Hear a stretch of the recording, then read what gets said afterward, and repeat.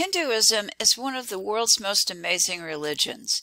It's the oldest living complex world religion, and from the pie chart in the lower left you can see that about 15% of the population is Hindu.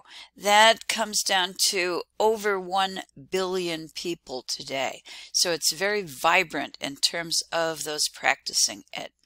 It's also important for us because it clearly documents the shift from maintenance to morality religion. We can see that in the Vedas, the early scriptures, which will change significantly in the Upanishads, the later scriptures. Part of what's amazing about this faith is that there is no founder, there's no single moral code, and there's no date that I can give you for when it even started. There is no single practice or theology. Nevertheless, Hinduism thrives today on the Indian subcontinent. In fact, India itself is actually sacred to practicing Hindus. Some Hindus will tell you that there are 330 million gods. Other Hindus may tell you that there's only one. Those multiple gods that Hindus talk about are in fact believed to be manifestations of the single absolute, of the great God, if you'd like to think of the divine that way. It is possible, if you're Hindu, to worship any of the forms of the single absolute. The origins of Hinduism are diverse and consist of blending. Hinduism draws from multiple sources, and consequently we believe that it is characterized by pluralism and diversity. For that reason, again, it is possible to worship any of the many manifestations of the single absolute. And it teaches us that all of us can find our own path up the mountain. The mountain, again, a relatively universal symbol of the divine, and of course we'd all like to make it to the top. But from the Hindu perspective, there are many paths up the mountain to achieve the same goal. Okay, that idea is expressed in the early Rig Veda with the quote at the top of the screen. Quote, "The truth is one, but the sages call it by different names," which does mean you can practice your faith in a variety of different and very personal ways. Okay. This particular mountain is Mount Kailash. It's a very sacred site in the Himalayas in Tibet. It's sacred for Hinduism, Buddhism, Jainism, and Bon. It is also believed to be the home of the great god Shiva. Because it is such a magnificent as well as important mountain, it's often a place where people go to engage in reverence or acts of worship.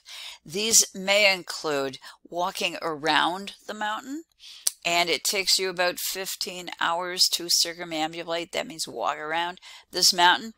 However, other people truly devote themselves in a very physical way to attaining spiritual improvement, and they do the trek around the mountain by prostrating themselves. That means putting your hands down, getting down on your knees, putting your hands down and pulling yourself up, and then moving over and doing it all again. Should you engage in that kind of visit to the mountain, it is going to take you approximately 4 weeks to finish your visit, and I think we should call it at this point a pilgrimage. Hinduism, we believe, is created from blending of ideas. We begin with the Indus Valley. That Indus Valley culture is also called Harappa or Harappan, so don't be confused when you're doing your readings. It is this early Indus Valley culture that is going to merge with a later group of people, and we honestly aren't quite sure who they are. If they're invaders, if they're migrants, or if they're just a group within India who rises to prominence and perhaps brings with them a bit more stratified society. The Aryans seem to bring a more organized social structure as well as perhaps a more organized form of religion. The Indus Valley civilization focusing, we believe, largely on nature-based fertility beliefs. Out of this, we are going to get a blending of Indus Valley and Aryan And we are going to create a system of classes where each individual class has its own duties and obligations. Again, there is no single prophet. There's nobody like Zoroaster.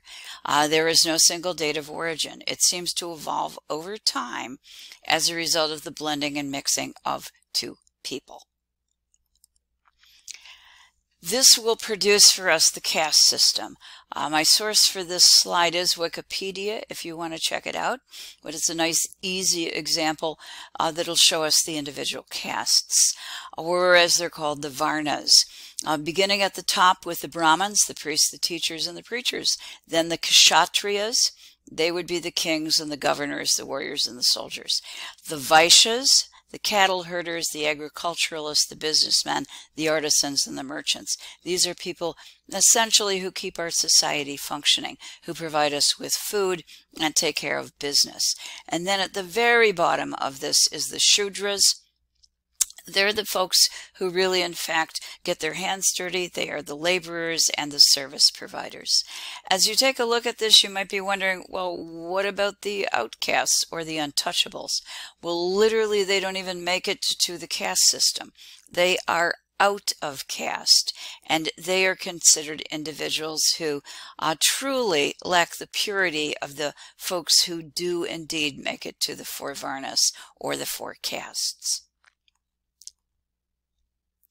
So what do the Brahmins do? They're the folks at the top. They're the priests. Their job is to maintain ritual purity. That means they themselves have to remain pure so that they can perform the rituals for us. Consequently, they can't do work that's going to get their hands dirty. What do? They make sacrifices for us. They chant the Vedas. They offer prayers, essentially, and moral guidance to the people. But this does require that others support them. Okay. The Brahmins are going to memorize and recite the Vedas. Those are the most sacred of the scriptures. Following the Vedas, they are going to offer ritual sacrifices, and these sacrifices are going to reach the gods through smoke. Smoke is a kind of universal form, rising upward from a burnt offering, dedicating something to the gods, but also certainly drawing attention to the gods that a sacrifice is being performed. In this form of Hinduism, in the early form, in the Vedic form of Hinduism, the gods need sacrifices and humans need the gods to keep order. In other words, Hinduism in its earliest form originates as a maintenance religion. The Aryans, blending and mixing with the Indus Valley, give us what is referred to as the Vedic period, and that's a rough outline of the dates for it. It will be in this period that the scriptures for Hindus will be consolidated.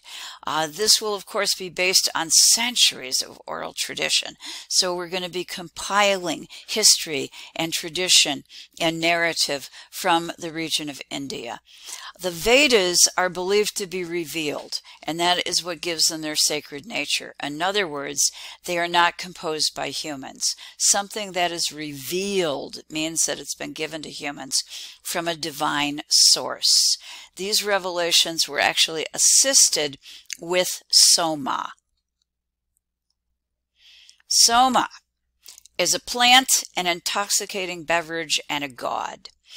By consuming soma, it was possible to hear the sounds of the single absolute or of the universe, and once acquiring those sounds, memorize them.